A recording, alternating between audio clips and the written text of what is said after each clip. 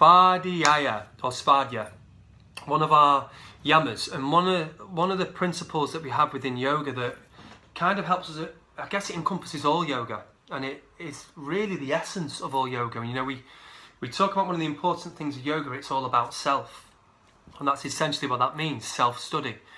Everything that we kind of learn on the mat is there, or everything we practice on the mat is there to teach us a lesson about ourselves, an experience about ourselves, which hopefully then we can transport into our everyday life. That's the entire exposition of yoga. Learn something on the mat, learn something in your practice, transport it to help better your everyday life.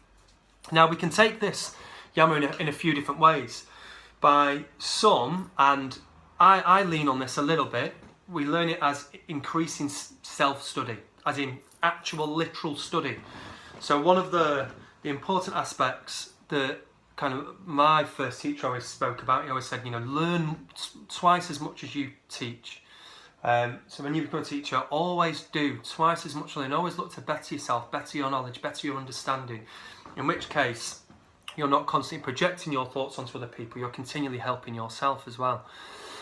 So that's one way, and that's a very literal way of understanding it. And I guess a way that was definitely very prevalent back when yoga was first having its outroads out of the original gurus, because it was very important that they all learn oral tradition.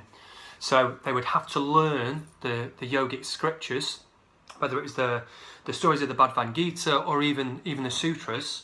They were taught as a chant. That's where chanting comes from. Lots of things weren't wrote down there. They didn't have scribes so much. So self-study was really a very literal thing. Learn all these scriptures, know them off by heart so you understand them, so you have to go home and study them. It could also be taken in a secondary way as well, in a slightly deeper meaning.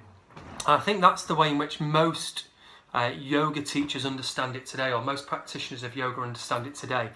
That, as we said at the start, your yoga practice is an opportunity for you to connect to something that's deeply intimate and very personal to you. When you're on the mat, you're going through constant observations of yourself, constant observations of how strong you feel, where you're feeling challenged, where you feel that you have bettered your practice.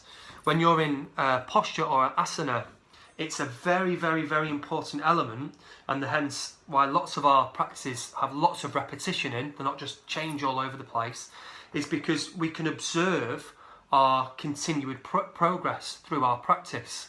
So we understand how our body moves a little bit better into one of the asanas. We understand how our breath is a little bit better. But again, we can take it another level even deeper. And we often experience moments of these, particularly maybe near the end of practice, much of the time in Shavasana, and especially in either meditation or after meditation. After we look back and reflect on our practice. So after your practice is finished, often if we're alone particularly, which is one of the things that I often stress to my personal clients, after we finish our one-to-one or small group classes, try not rush off and do something straight away. Try and have a little bit of time on your own so you can observe and even reflect on kind of what your practice has brought you. And what you often find is that there's moments in practice where you really tap into something of self, and you study self, experience Svadhyaya greater than any kind of textbook or any kind of reading the scriptures could ever give you. You'll have moments where emotions, thought processes, things that you have wrestled with or struggled with, things that you have carried with you emotionally and mentally for years come to the forefront. And what your practice does is hopefully teach you to deal with those and exercise kind of some of those demons. If we don't give ourselves opportunity to reflect on ourselves, then our entire existence and life becomes completely chaotic. How many of us really, really, really spend the time to connect to who we are? Spend time with just yourself, even outside of your yoga class. I know particularly at Yoga Life, we're such a social group, which I love. That's probably my favourite thing and my proudest thing about what's managed to happen at Yoga Life, that we've created a community of support people and support network. However, how much time outside of that given aspect of your yoga practice do you actually spend with yourself? What is it that you want from life? Where are you in your life? How have your actions impacted on your life up to this point? How have your actions impacted on the other people around you up to this point?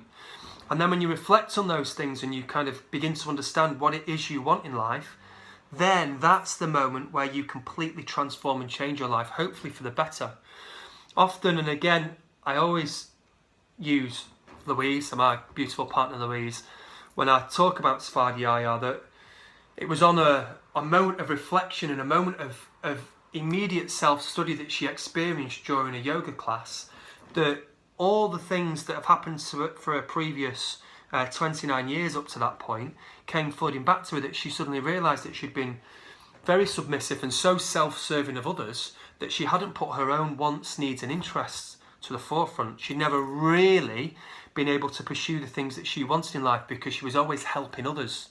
Now, while that's a beautiful aspect of someone's personality, without that moment of realisation which she happened to experience in a yoga class, she would have continued that for maybe another 5, 10 years, or maybe for her entire life. Till one point, she'd have reached a point of break where she suddenly felt, completely disillusioned by the life that she had led, or completely upset by some of the choices that she'd made because she'd been so self-sacrificing. And that's, I think, encompasses one of the most beautiful and one of the most fundamentally important parts of your yogic experience and your yogic journey, that it creates time for you to study yourself. Not just, like we said, in a physical aspect, is your posture getting better, are you getting stronger here, but also on a much deeper emotional and mental level, on a much more spiritual level, where you are now in life, where you are trying to head to. How is your effect on your environment and the people around you? How are the people around you affecting you? That helps us create the life that we all crave and that we all want to pursue. A life that doesn't necessarily be filled with continued happiness, but definitely a life that gives us direction, a life that gives us purpose, and life that gives us as many moments of happiness that we can possibly have. But without knowing who you are, what is your happiness? What is your dharma? What is your job in this world? What is your goal, or what is your reason for being here? Why did you come to the earth? Self-study will help you realise that. So in your yogic practice now for the rest of the week, or your meditation practice, whatever it is that you're doing, even exercise, we do lots of stuff with exercise on here, have those moments of self-realisation, have those moments of self-study.